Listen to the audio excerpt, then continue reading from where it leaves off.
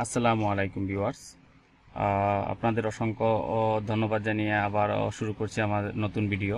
Basic ইলেকট্রিসিটির বই থেকে একটা গুরুত্বপূর্ণ প্রমাণটা হলো R equal to R equal to rho l by এ।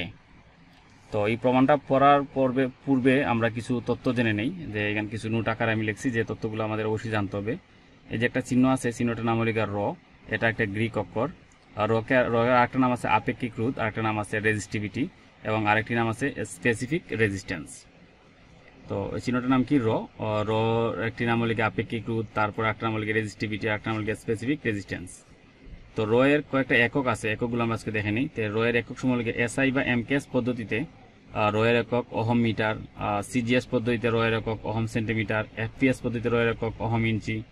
আর এই যে চিহ্নটা আছে এটা নাম হলো অহম, আর এই যে চিহ্নটা আছে চিহ্নটা ইনফিনিটি বা সমানুপাতিক। তো ইনফিনিটির আমরা লিখতে পারি বিকল্প হিসাবে সমান র, ইনফিনিটি লিখতে পারি আমরা সমান র। এই যে অংশটুকু আছে, এই নোটগুলো আছে, এগুলো আসলে আমাদের প্রমাণের অংশ না, আমরা প্রমাণটা বুঝতে গিয়া আমরা এই কথাগুলো জানতে হয়। তো এখন আমরা আসি মূল আলোচনায়।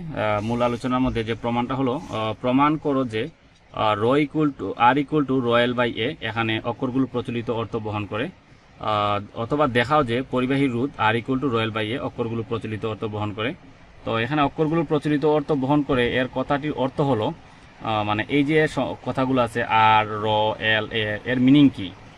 তো প্রথমে আমরা সমাধানে আসি, সলিউশনে। যে মনে করি আর, এই যেখানটা আর আছে, আর সমান হলে গিয়া পরিবাহী রোধ, তারপর আছে র সমান আপেক্ষিক রোধ, তারপর আছে এল সমান হলে গিয়া পরিবাহীর দৈর্ঘ্য, তারপর আছে এ সমান হলে গিয়া পরিবাহী প্রস্থচ্ছেদ। তো আমরা মনে করি আর সমান পরিবাহীর রোধ, র সমান আপেক্ষিক রোধ, এল সমান পরিবাহীর দৈর্ঘ্য এবং এ সমান পরিবাহীর প্রস্থচ্ছেদ। তো আমরা দুইটা সূত্র জানি, দুইটা সূত্র আছে, একটা লেগে আর ইনফিনিটি এল, আরেকটা সূত্র আছে আর ইনফিনিটি 1/a।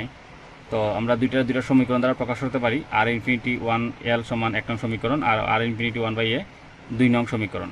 তো 1 নং সমীকরণ ও 2 নং সমীকরণতে আমরা পাই আর ইনফিনিটি এল ডট 1/a। আর মানে এই দুইটা আর থেকে আমরা একটা আর কমন নিছি, আর দুইটা ইনফিনিটি থেকে একটা ইনফিনিটি কমন নিছি। তো রয়ে গেছে এল, তারপর আছে গুণ আকারে ডট 1/a। তো আর এর জায়গাতে রাখলাম, ইনফিনিটির জায়গাতে রাখলাম। তারপরে আমরা জানি এল একটা উপরের সংখ্যা, তো উপরের সংখ্যা যেহেতু এল এ আর 1 এ গুণ হবে, তাহলে হলো এল, আর নিচে আছে এ। ঠিক আছে, তো আমরা কি পাইছি? 1 নং ও 2 নং সমীকরণে পাই আমরা আর ইনফিনিটি এল ডট 1/a বা আর ইনফিনিটি এল বাই এ। বা আর আমরা আর এর জায়গাতে রাখলাম, তো আমরা আগেই পড়ছি ইনফিনিটির আমরা প্রকাশ করতে পারি সমান র দ্বারা। তো ইনফিনিটির পরিবর্তে আমরা লিখছি সমান র উপরের সংখ্যা, তাহলে এর সাথে গুণ করলাম র এল বাই এ। আবার যেহেতু র একটি ধ্রুবক, অতএব আর সমান রয়েল বাই এ প্রমাণিত। এটা একটা গুরুত্বপূর্ণ প্রমাণ। শিক্ষার্থী বন্ধুরা, এই প্রমাণের যদি কোনো অংশ বুঝতে আপনাদের কষ্ট হয়, তাহলে অবশ্যই আমাকে কমেন্ট করে জানাবেন। আমি সর্বোচ্চ চেষ্টা করব বোঝানোর জন্য। আপনাদের অসংখ্য ধন্যবাদ জানিয়ে শেষ করছি। আসসালামু আলাইকুম।